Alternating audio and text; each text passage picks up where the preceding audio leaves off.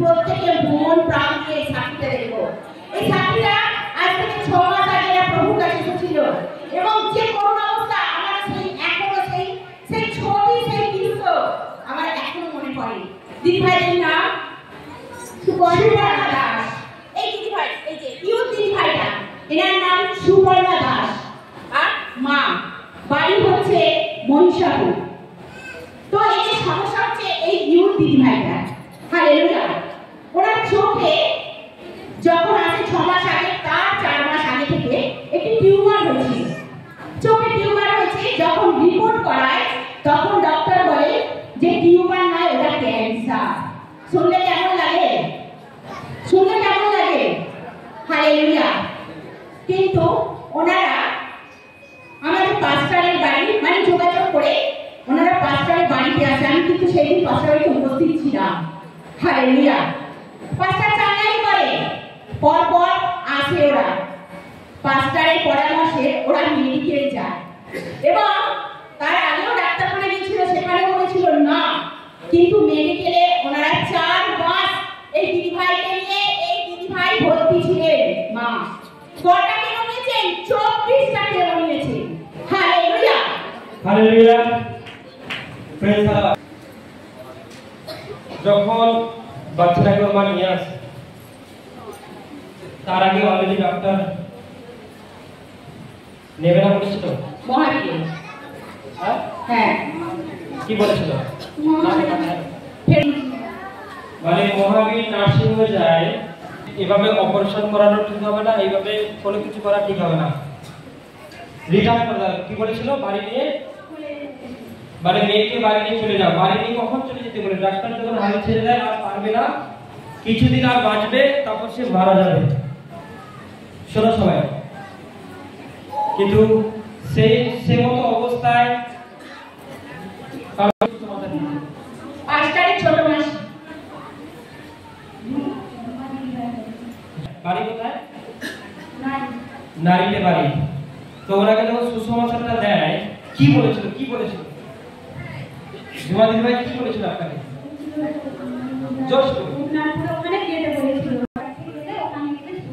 ওখানে গেলে সুস্থ হয়ে যাবে। যখন ডাক্তার না বলেছে তখন এই সুসমাচার দিয়েছে। প্রবলেম কি? চোখের মধ্যে ক্যান্সার। কি চোখের মধ্যে ক্যান্সার। সেই ছবিটা তোলা আছে, কিন্তু যখন টেস্টিমনিটা দেওয়া হবে অবশ্যই আপনারা দেখতে পাবেন যখন ইউটিউবে ছাড়া। Praise god. ওরা কন্টিনিউ আসতে থাকে, কিন্তু একটা বিষয় আমি লক্ষ্য করে দেখি, ক্যান্সারের আত্মা শরীর থেকে বাইরে হয়ে যায়, কিন্তু সেই বিষয়টাকে পরমেশ্বরের আশীর্বাদ ওনার উপরে রয়েছে। আস্তে সবাই পরমেশ্বর বসে গেল, দেখতে পাবেন সবাই। Thank you Jesus. পরমেশ্বরের আশীর্বাদ ওনার উপরে থাকে, কন্টিনিউ আসতে থাকে। তারপরে আমরা পরামর্শ দিলাম, ওকে নিয়ে ডক্টরখানায় যাও। বলছে ডক্টর তো রিটার্ন করে দিয়েছে, আর সেই ডক্টর আর রিটার্ন করবে না। পরমেশ্বর যে আশীর্বাদ করার করে দিয়েছে, বাকি কাজটা ডক্টরের আছে, তুমি নিয়ে যাও আর মেয়েটা ভালো হয়ে যাবে। ডক্টরখানা যাওয়াতে দুটো জিনিস ওর শরীরে দেবে, তারপরে আস্তে আস্তে আস্তে আস্তে ক্লিয়ার হতে থাকবে। কিন্তু তারপরই আমার কাছে গুড নিউজ আসতে থাকে যে মেয়েটা ভালো আছে। কি আছে? হালেলুয়া। কটা কেমো হয়? 24টা কেমো এই শরীরে নিয়েছে, দেখতে পাচ্ছ? হ্যাঁ, ডক্টর নিজেই ভয় পেয়ে যাবে কি কেমো, কিন্তু ঈশ্বরের শক্তি ছিল শরীরে, তাই কেমোটা নেওয়ার ক্ষমতা আছে। এটা কোনো সাধারণ ব্যাপার নয়। যেখানে ডক্টর না বলেছে হবে না, তাকে আবার পাঠানো যে যাও হবে, আর এই বিশ্বাসে চলে যায়। কিন্তু তারপর থেকে আজকের রিপোর্ট কি বলছে? ক্যান্সার আছে কি নেই?